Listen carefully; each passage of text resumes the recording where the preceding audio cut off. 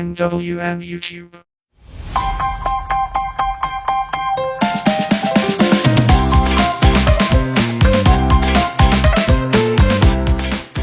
Yabba dabba doo! Hello buddies, you're listening to MWM Podcast. It's almost year end and I have set a goal to hit 50 podcasts. And yeah, so I thought I'll resume my solo podcast. So let's get going. We are going to talk about a book, a special book. It's one of my favorites that I happened to read in 2024. It was put out in the vote list in our book club meets, which we used to have every month. I think around May, June, I'm not exactly sure which month. So this was voted as the winner. So everybody decided to pick this book. The book name is The Man Who Folded Himself. Yeah, it's a weird title and it's a sci-fi. Basically, it's a sci-fi. So this book was chosen in one of our book club meets for us to read in a month and come back and talk about it. So I happened to read it, and simply it became the first ever book that I read overnight. And you heard it, yeah, this was the first ever book that I read overnight, and that means I simply couldn't put the book down. I kept reading.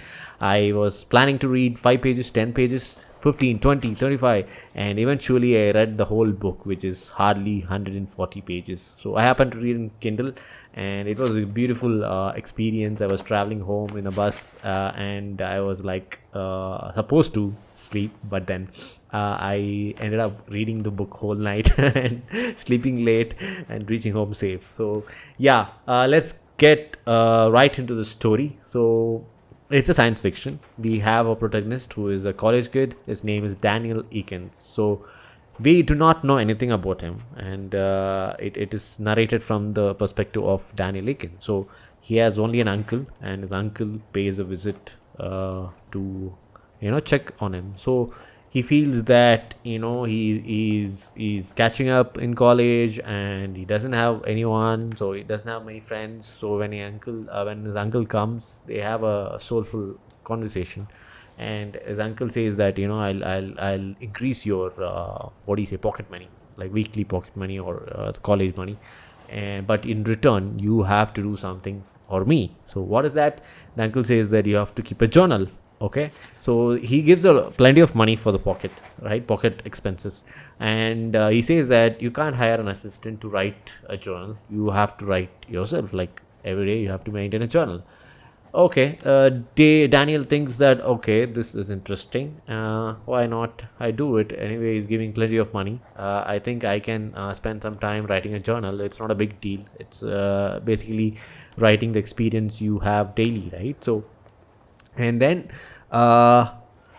in a few days he gets information from the lawyer that his uncle Jim has passed away, and a funeral was held, and he receives a gift from his uncle, so late uncle. So he comes home, opens the gift, and he finds something fascinating, right? So it looks like an electronic device. He doesn't know anything about it. He thinks that okay, it's a fancy electronic device. It might be very expensive. So one interesting thing is Uncle Jim, when he came for meeting him, they had a conversation, right? So that time he says that you have plenty of money. Your father and mother has left you a will which I am safeguarding. You will have like $1 million, but not right now. I will just raise your pocket expenses provided you maintain a journal. So he knew that there's going to be a lot of money. So he was opening the gift with the expectation that it could be something related to that will or the money. But then when he discovers this electronic device, he's fascinated as well as disappointed. But then he continues to explore. Okay, he is not emotionally attached to his uncle, but he was the only relative to Daniel. So Daniel feels sad when he's exploring this electronic device. It happens to be a watch, and he's like digging deep into it. It has some numbers, it has some controls, and eventually he discovers that it is a time machine. So first initially conjectures, he thinks that it could be a time machine, but after exploring it completely, he came to a conclusion that it's a time traveling device, and that is where our story kickstarts. And The first time he travels, I think he travels to the future, and he ends up meeting another Daniel. So they both go into the racetrack, and they end up winning big. So I don't want to get into the specifics of how this racetrack sequence is being laid out, because you have to read it for yourself.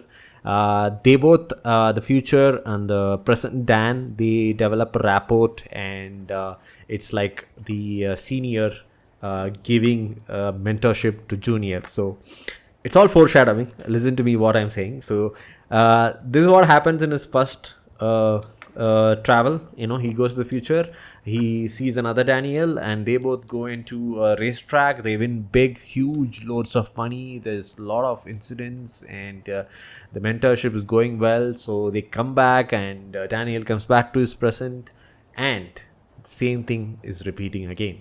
Why? Because there will be another version of Daniel coming to meet the present Daniel. So present Daniel is going to be the senior now. So the Daniel who was junior yesterday will be the senior tomorrow. You get what I'm saying. So the very first sequence itself sets the tone of the entire science fiction novel, The Man Who Folded Himself. So through this device, he ends up traveling to different points of time, future, past. He explores the history, he changes the history, modifies the history, he rewrites his own destiny. So there's multiple, infinite versions he's going to meet, and it's all at a point it becomes so overwhelming for me. I was like stunned by the concept, and then on top of this, the genre is changing. Okay, it's becoming a philosophical drama, and then sexual orientations, whatever. So all these things are subgenres are hitting, and you feel overwhelmed, but then it's the positive overwhelming that you want to read more.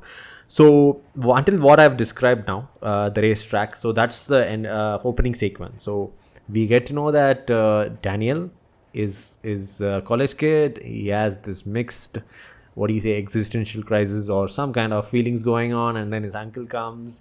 So he ends up getting a watch after his uncle passed away. So that watch is nothing but a time traveling device. So it's very interesting, and then he tests basically. He does a time travel jump, and then he meets another version of Daniel, with whom he spends time in the racetrack winning big, and then he comes back to the present, and he meets another Daniel from the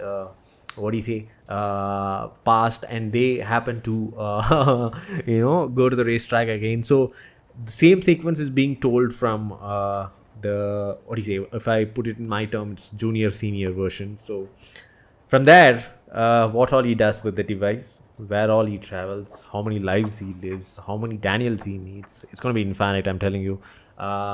And then he ends up changing the history, altering histories, making sure the terrorist plots are unraveled, and then it's changed, saving lives. So he does positive, he does negative, he kind of manipulates people, make sure he has that money coming in, right? So everywhere or every version he goes, so every time he does a time jump, there's going to be an alternate timeline created, and it all gets scientific, multi-dimensional multiverse concept coming in.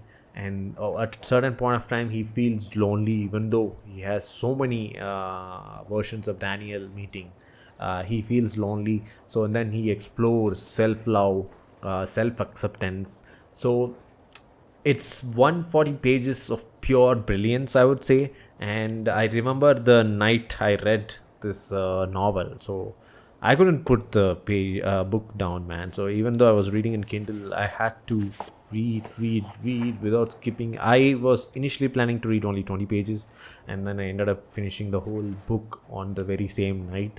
I was mind blown, and in the next book club meet, I made sure I was also one of the guest speaker talking about this winner of the list book, The Man Who Folded Himself. So why do you have to read this book? For science fiction lovers, there are a lot of science fiction lovers in readers, right? Bibliophiles. So The Man Who Folded Himself is the best science fiction novel after H.G. Wells. I think Time Travel. I guess I forgot the book name. So H.W. Wells. I'm not sure H.G. or H.W. Wells. So his book is considered to be the all-time best science fiction novel. And after that, if you can point out something that this is the best time traveling science fiction novel, then it's going to be The Man Who Folded Himself. And yeah, I could relate to it because it's such a brilliant book. And then on top of science fiction, over a period of time, basically around midway, the genre changes. So it becomes a philosophical adventurer, and then kind of what do you say, exploring sex orientation, and then ethical morality. So many subgenres are like mixed up, and then the very existence of life, acceptance of self, and then self-love, all are told in a very brilliant and mind-blowing way. So this is one book that will kind of satisfy anybody who's looking for a light read as well as a hard hitting read, right? So if you want to take a breeze, it's a brilliant thriller novel, I would say. Or if you want to explore deep about life, then this is also a book for that kind of read, right? So it hits you on a different level. And I do want to read my review. So I rarely write reviews nowadays, books, movies, whatever it is. I don't have time to do stuff, so I rarely write. So my writing has come down to one line, what do you say, online poems and online statements in Instagram and YouTube. So I'm going to read the review that I wrote for this book, because I was urged, whenever I read a very great novel, extremely good novel, then I make sure that I write a review, and it's like doing my job or gratitude for the author. So yeah, this is on my website, maddysjustread.com, and you'll find it under bibliophiles session, The Man Who Folded Himself, book reviews. I'm gonna start now. So I happened to come across this book through ChatGPT, because I had to put up a list of 6 books in a presentation slide to vote for our monthly book club meet. Incidentally, the majority of the participants choose to vote for this novel, and so I started reading. By page 4, the story and just a couple of characters talking to each other got me hooked straight away. By page 13, I was mind blown and intrigued by the story. I was glad I purchased this novel, and I kept reading. By page 20, I was completely obsessed with it. I sensed it was destiny that I got to read this book, and thus it became the first ever book that I read overnight. Never have I discovered in any book a multitude of genres: thriller, suspense, mystery, science fiction, spirituality, philosophy, psychology, history, sexuality, etc., and so on. This book has all. You definitely need to have an understanding about basic quantum physics to grasp the storyline and the scientific aspects. Now I know where the inspiration came from for the German TV series Dark and the Hollywood movie Predestination.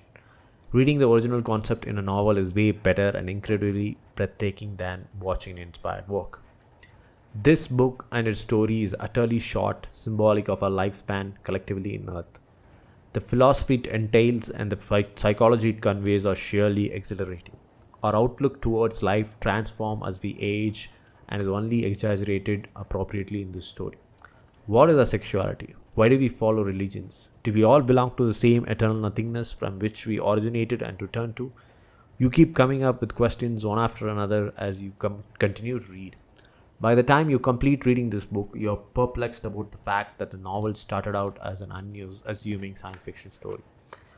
I'm just glad that I read this book before I died. I was overwhelmed with emotions after reading this novel, being absolutely intoxicated and awestruck. Now I seriously have to reconsider my top 3 favorite books of all time. Verdict: you're gonna definitely fold yourself.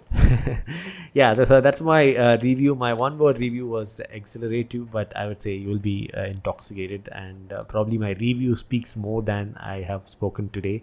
It starts out as an unassuming science fiction story, as I had written.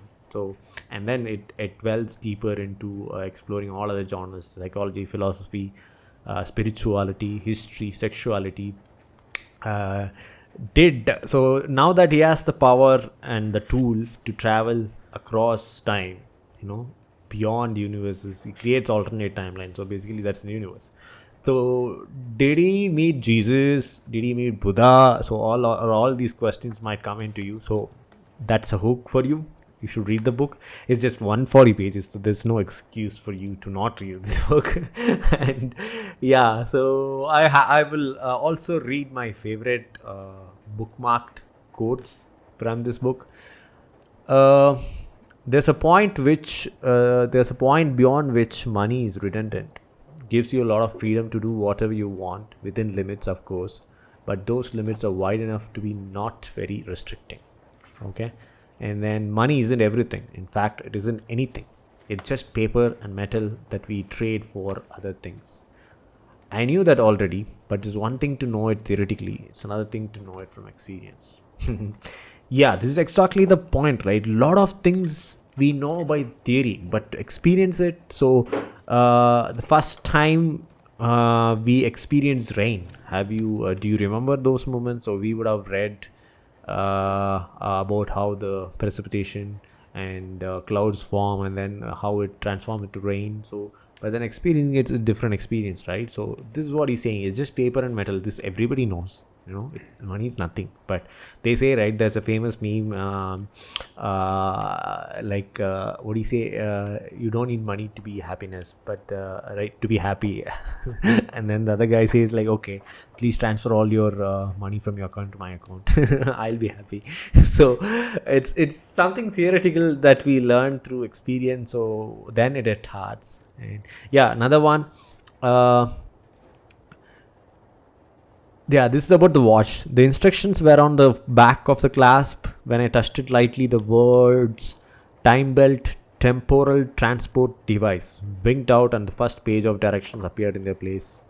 So this is what it's called, temporal transport device. It comes with the instruction manual. So that particular sequence where he opens the gift box or the box from his uncle and then he explores this time belt, it's fascinating. And then the first time jump he does, he goes to the future and meets the other Dan. So it's absolutely captivating, that's what I can say. And I was stunned to read it, and I didn't expect. So I thought Man Who Folded Himself would be a good science fiction novel. I was expecting completely different. I didn't even read a overview of it, so when I read it, it was like completely surprising. So that is also one factor why I was intoxicated. So yeah, I actually had a time machine, a real live, honest to God working time machine. So this is when the realization hits, right? So he realizes that it's actually a time machine. So the dialogue is, I actually had a time machine, a real live, honest to God working time machine. So that's how he says it. So it's from the perspective of Daniel. And yeah, so this is one of the quotes. I'm you. I'm your future self. Tomorrow you'll be me. That is, we are the same person. We've just double backed our timeline. So this is the future Danny telling the present Danny, who am I, right? When I had been younger, my greatest desire had been the impossible wish for an identical twin, a second me, someone who understood me, who I could talk to and share secrets with, someone who would always be there so I'd never be alone. This is how he feels for the very first time when he meets the future Danny, who's like senior. And this, I don't know about you guys, but I always feel from my childhood, I have a younger brother, and but still I had this thought always, wish, I would like a clone of myself, not identical twin, but a clone of myself, because I'm so good in a lot of things, not great, but good, I would say. So optimal performance. I'm so good in a lot of things. Sometimes I can't find time to do everything, and I would like myself. So even if you give it to your friends or somebody else, right now I'm running so many clubs, right? Books, writers, theater, and then filmmaking. So even though there are people helping me out, so sometimes what you're expecting is not being fulfilled, and maybe that's high expectations I'm having, and the level of execution I am in would be really difficult to get from others. So I always felt, and still now I always feel, that I need a, a clone of myself. So this is something that I resonated with. So when he meets the other Daniel from future, his senior, he feels that he is identical to. Okay, so it would be impossible for me to surprise him. No matter what tape I chose, no matter what I did, he would already know. He would have done it himself. So they are on the car, future and the present Daniel. So the future Daniel asked the present Daniel, play some music. So that's a tricky thing, right? So whatever he's gonna choose, the future Daniel already knows what he's gonna choose, right? No matter what I did, he would already know. He would have done it himself. So that's amazing to read the two perspectives. I mean, I don't want to spoil a lot of things. I'll read few more quotes from the book. All my life, I had been a loner. I wasn't very good at talking to people, and when they tried to get too close to me, I backed away in a hurry.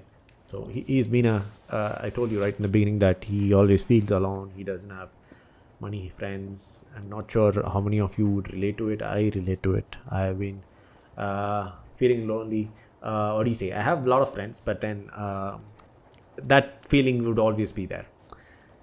Okay, skip. Did I still exit? Was I about to wink out? Was it just a matter of time? So this is one of those philosophical quote. Let me read the most favorite quotes I have written down in my review. The terrible thing about death is that you don't know you died, right? So he happens to witness his future version, in the sense the very old, the Daniel who is aged and is like 70s, 80s. So he kind of dies of heart attack. So he happens to witness that. So to witness your own death in a different universe, that is something beyond, you cannot ineffable, I would say, like cannot express in words, right? And that's what he's saying. The terrible thing about death is that you don't know you've died. And then there's I am not a slave to the clock, not even to the season. So this is like in the ego speaking after surmounting the time traveling, how it works, and he's been traveling to different places, different times, different lives, meeting different Daniels, making alternate universes all the time. So he's saying, I'm not a slave to the clock, not even to the seasons. I could go to any season, any time. So this is all philosophical, man. So by the end of the book, I haven't spoiled a lot for you. I haven't told you who is the Uncle Jim, and then I haven't told you what happens at the end. So it becomes like German. People who watched this German TV series Dark, you know how it ends. So it's nothing like that. So I think the Predestination Hollywood movie and German TV series Dark are inspired from this book, I feel, because I was checking the timeline. This book was written before these works, and then it is certainly one of the best time traveling science fiction stories ever written. And I find it ironic that it has to be short. So they could have gone for like 200-300 pages, made it more elaborate. His sequences could have been more. It was utterly short. Yeah, maybe it's symbolic. Not sure what David Gerrold was thinking. So he just wanted to write a 140-page story, and he decided to choose this story. So yeah, I would definitely recommend you guys to read this book. It's gonna be pretty expensive. I think I bought it for like $750 in Kindle store itself. So it's a good read. It's an good investment, and you'll get good knowledge. And it explores the concept of self-love, self-acceptance, and existent crisis. Like nowadays, people are not spending time for themselves, right? You get lost in the reels, you have shorts, and then games. So many distractions. You are not even spending time for your leisure, hobbies. So I guess this book will make you stop in life, think about what you're doing, and then try to get a hang of yourself. It's an amazing story. Do give it a read. And that's I would have loved to come in a video talk show. I have stopped solo talk shows nowadays because it's really difficult, tiring, I would say. You have to set up this green screen, and then or else you have to record it somewhere and edit it.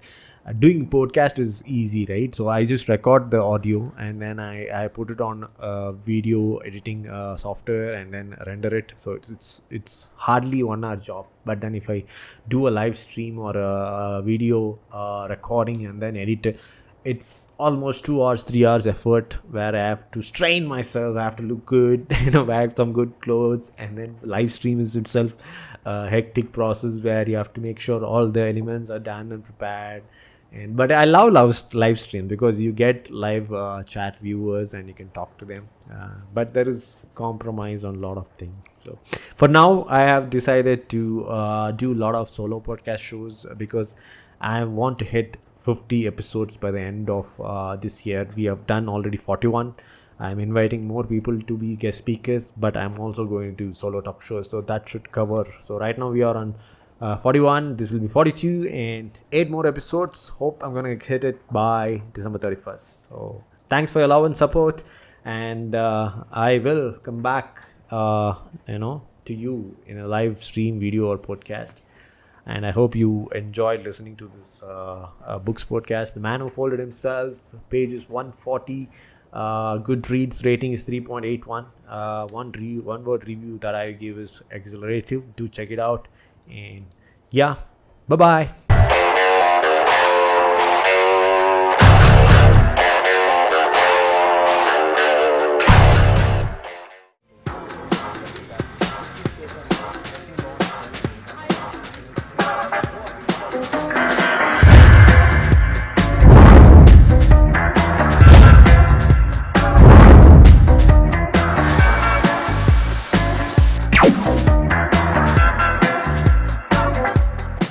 MWM YouTube.